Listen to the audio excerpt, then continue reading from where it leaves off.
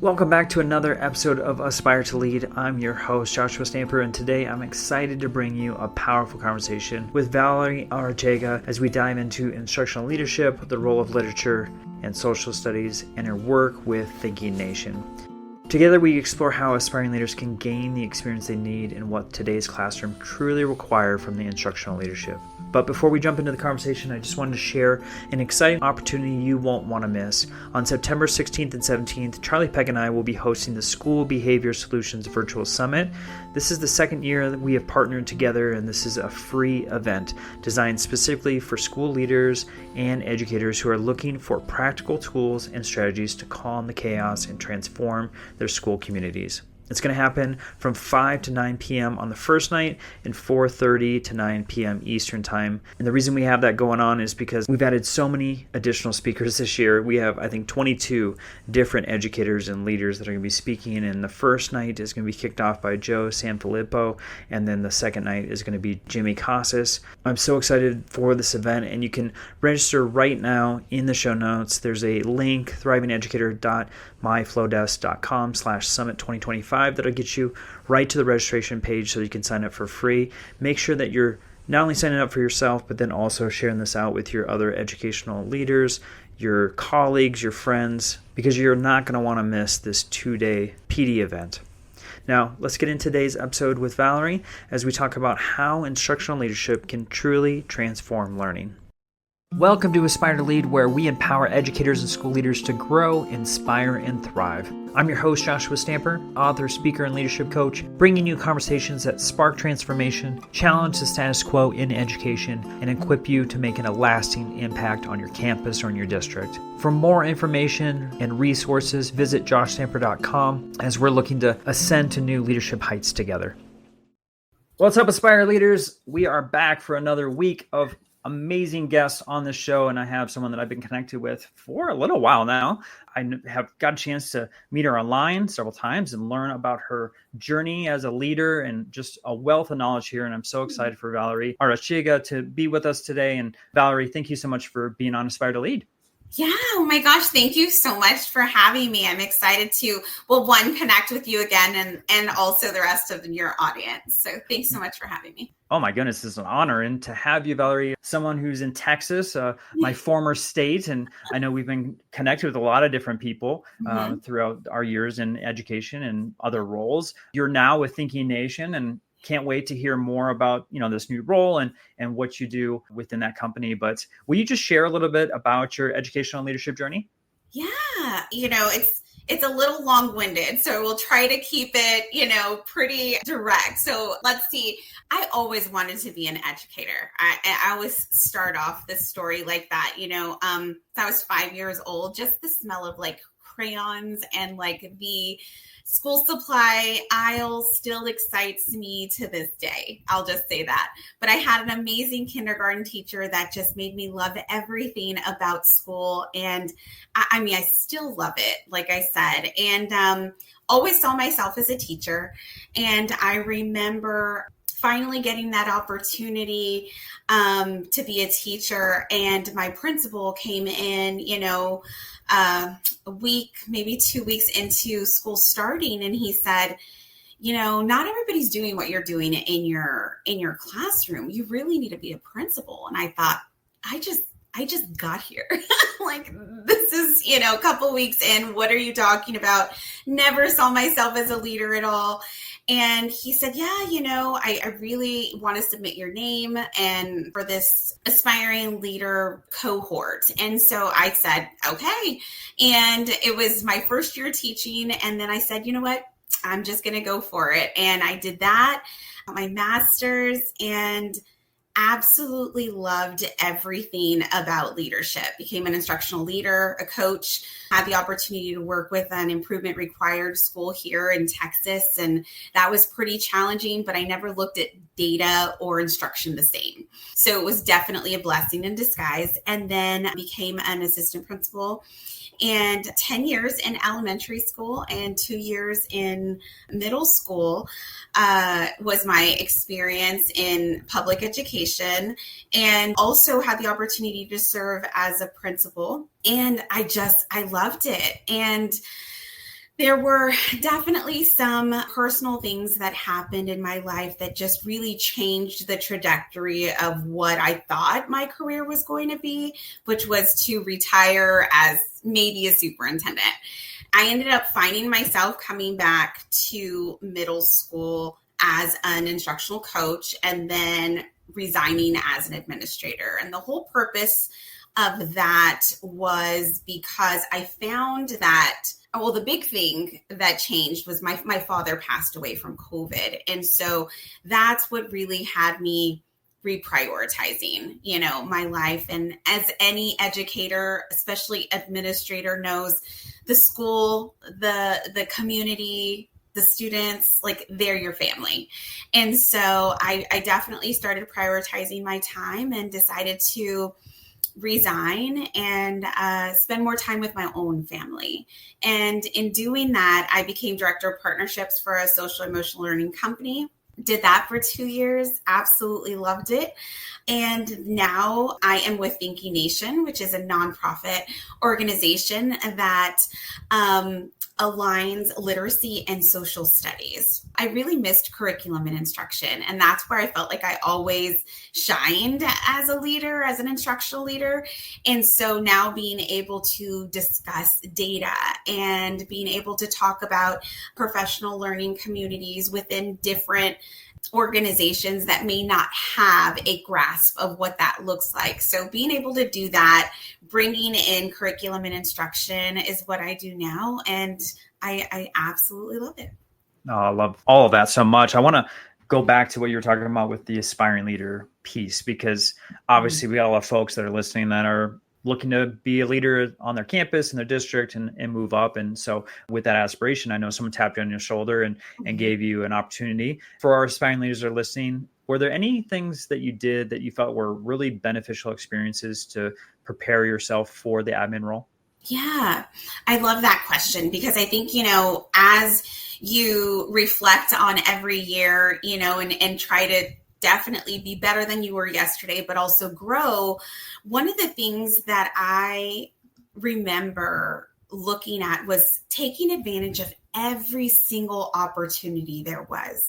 Like, if there was a conference, I was going to ask if I could go to it because I saw that there was a need on my campus. So looking at PLCs. So that was something that we needed on our campus. So then going to a training there and talking to my district and saying, if you guys pay to send me to this training, I will not only come back and utilize it at my campus, but I will also share with other leaders within our district. And they were like, yeah, absolutely. So I think it was that, not being afraid to ask for things in my district, but also not being afraid to say, can I be a part of that? It was more about taking advantage of every single opportunity to learn and grow from those around me. That was so important.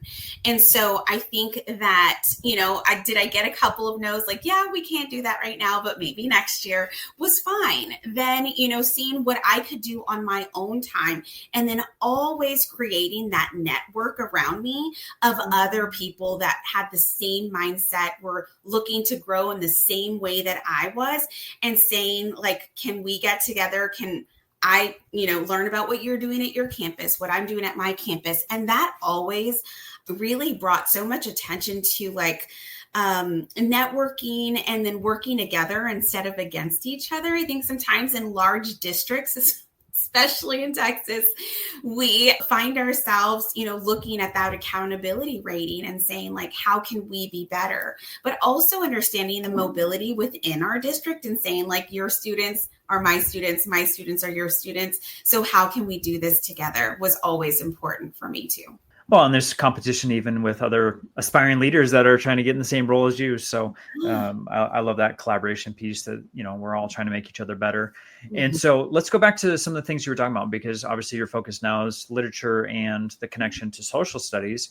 I know that, on my school before I left, we were starting to make that connection with those two subject matter, because I know, and you could probably share out more and better as far as the data that goes along with that. But there is a connection that can easily be made between those two subjects. And sometimes, we are in silos and we do our own thing. And are not looking to, make that connection with other subjects. So will you just talk through like why it's so important for our leaders that are listening, to really think through that connection point from literature or English to social studies?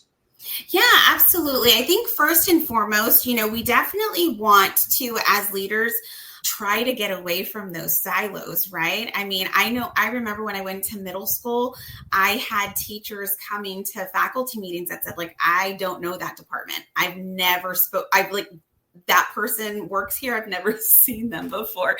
And it'd be like 6 months in. And I'm thinking, oh my gosh, yeah, they've been here for a while. And so have you. So again, going back to that collaboration, and your kids are my kids and my kids are your kids, to being able to see that disconnect in a campus was very interesting, I think, especially when you get to middle school. And so I think when, as a leader, you can identify a resource that provides that vertical alignment. How can we create this common language? And that's what we were able to do, at Thinking Nation, is we have 10 historical thinking skills that align with literacy. And we understand that, social studies isn't one of those content areas that builds on top of each other, like say literacy standards and math standards. However, that is why it's important to have those historical thinking skills, because if you have those, then you can incorporate those in any subject area. Now students are speaking the same language. I think informational text was something that students struggled with across the board. They found it boring. They didn't understand that they had to go back and look for textual evidence. They also didn't understand, like, what is the purpose? What is the relevance here? And so I think we have found that you can do that with some really great literature that comes out of social studies. We're able to pull some really great passages that talk about, history, and students can find themselves building on that historical empathy, even though they were not around during that time, they're able to, again, relate in that way that allows them to see things in someone else's perspective. And I think that that's what we're trying to do now. And I think when students have the opportunity to see another person's perspective, and then allow them to, then when given the opportunity to talk with other students and hear maybe their perspective after reading the same article, it really does something to a student's brain. We're enhancing that critical thinking. We're also allowing students to see different aspects of each other. And like I said, building on that historical empathy as well, but also touching on personal connection. And I think that that's important. And also one of the things that we find missing in reading, I don't think that we have ever looked at social studies and really linking social studies and literacy. But the more we are looking at data, the more research is out there that's saying these are the two subjects that should really be married, and we should not be working in silos. We definitely need to identify what are the components that are transferred from literacy to social studies to literacy, and allow students to be able to do those continuously throughout the year, and not just for an assessment. All right, I want to talk about instructional leadership too. You've mentioned a couple things in your responses that I want to go a little bit further with. And so, obviously what you're talking about is going to require leadership to get involved as far as helping that process of making that connection between the two subjects. But just in general, what do you think that looks like now? Like, what do you think teachers need from our leaders, our administrators, and maybe it's even instructional coaches or some other leaders on the campus to help, with what you're talking about as far as them being all students and seeing that growth on our campus? Mm-hmm. Yeah, sure. There used to be a time, and probably when I was in school, where the principal could be the face of the campus. They were just the personality. They were, having meetings with parents, leading faculty meetings, those types of things. And education has changed, and I don't think that it's ever going to go back. What we have seen, though, really grow are those educational gaps. And when we look at research, while it does say the teacher is the number one factor in the classroom, the principal, the administrators, those leaders on campus are the number one factor for the campus. And being an instructional leader is where we are at right now. And I think we have been there for a while. I just think it's more apparent. And I think there's a difference, right? We have principals that say, like, I don't know everything. I know I was one of the first ones to tell my teachers, like, I am not the smartest person in the room. The room is the smartest, And so let's all put our heads together and come up with something that's going to ensure that we're doing what's best for kids. And so in that, it was not understanding that you're one, not the smartest person in the room, but two, also as a leader, you don't have to know every single content area, but you do have to know best practices. And that's where being a good instructional leader comes in on campus. Being able to identify those rock star teachers and saying, how about you lead this faculty meeting this week and talk about, your stations in your classroom and what you do to differentiate instruction. Like, that is something that I would rather lean on a teacher than use my own expertise.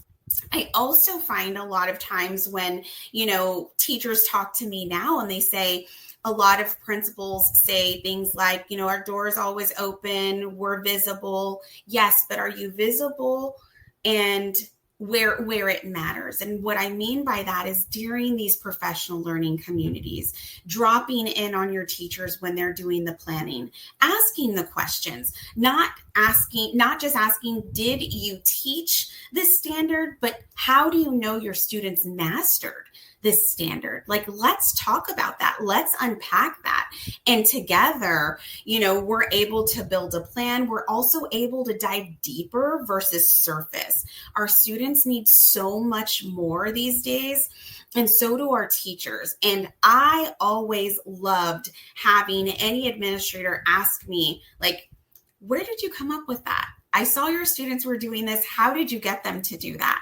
The first principal who also had me go into leadership, I remember going to his office to ask him a question. And he said, I don't know. Like, you are the master of your craft. You are the one who, got this, received your education in this. Like, you tell me what you think is best for your kids. And just really giving me that, not only autonomy, but trust in saying, like, I know you're going to do what's best for your kids. You tell me.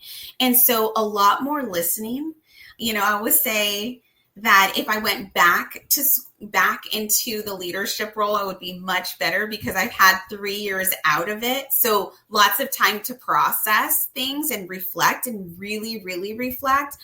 And what I would also say is that a lot of our teachers, especially our veteran teachers, but even our novice ones, the hardest thing is for us to admit we went to school, we did all of this work, we're here, this is what we always wanted to do, but we don't know how to do it.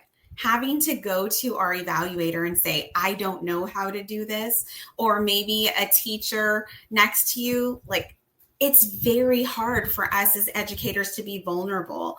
And so I encourage, leaders to be vulnerable with their staff by saying things like, I don't know the content area, but I do know best practices. And here is how I'm going to support you in that.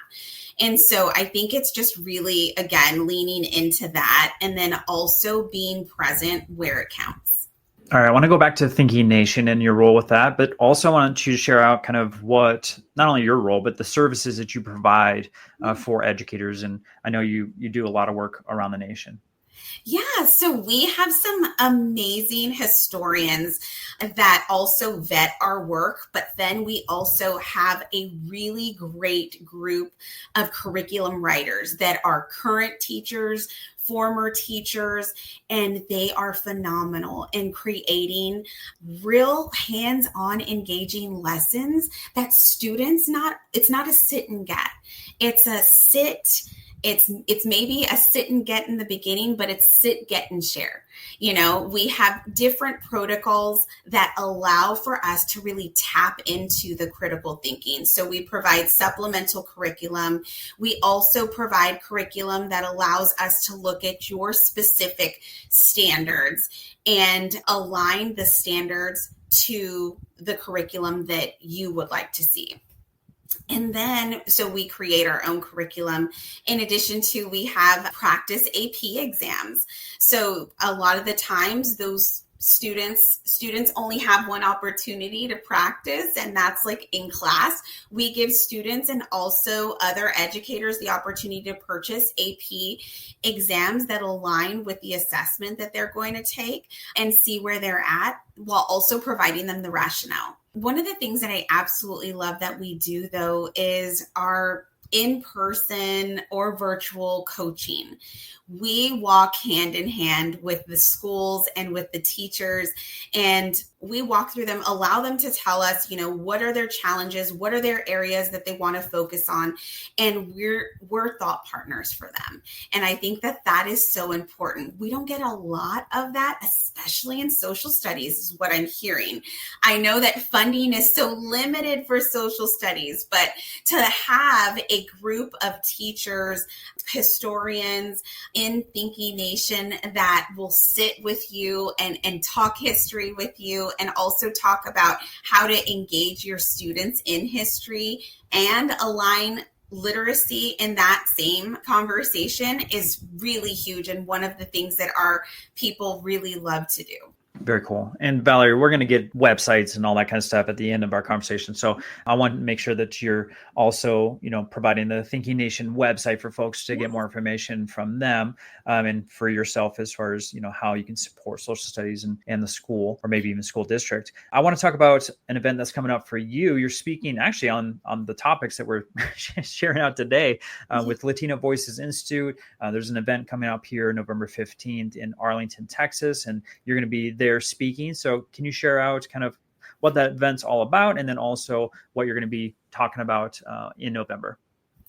Yeah, so we have several different panels coming up, and what it is it's a panel of Latina women who specialize in different areas, sometimes education, politics, and they all lend their voices to what it's like to be a Latina serving in that capacity.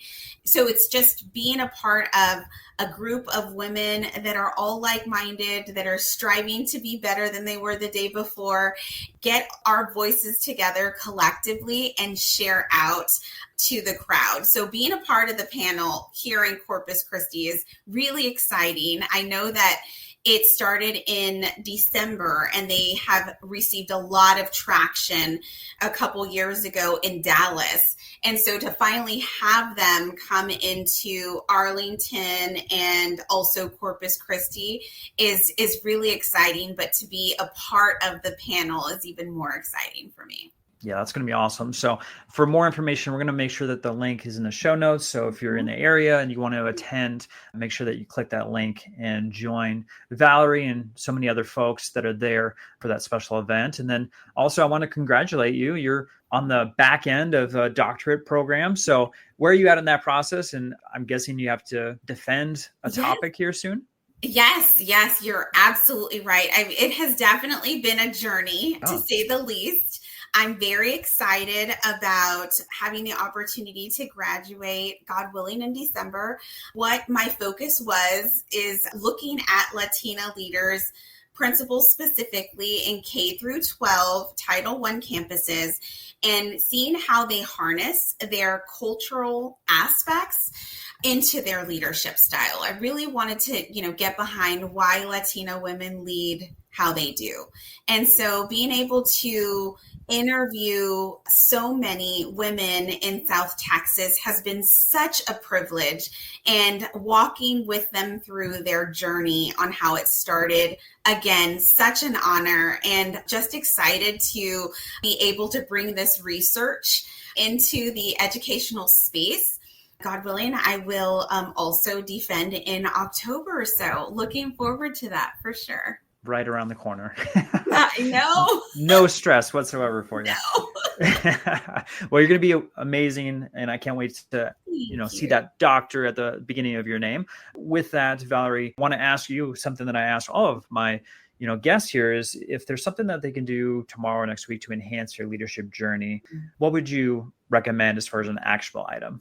I think, I know I'm supposed to only come up with one, but I actually have two. I would say, like, in your own space, find those people around you that are as on fire as you are and connect with them. Connect with them on social media, connect with them on whatever avenue, and just follow their work and grow. Buy the books, listen to the podcasts, and then take those actionable items that you can turnkey, the following day or the following week, and just do one of them at a time.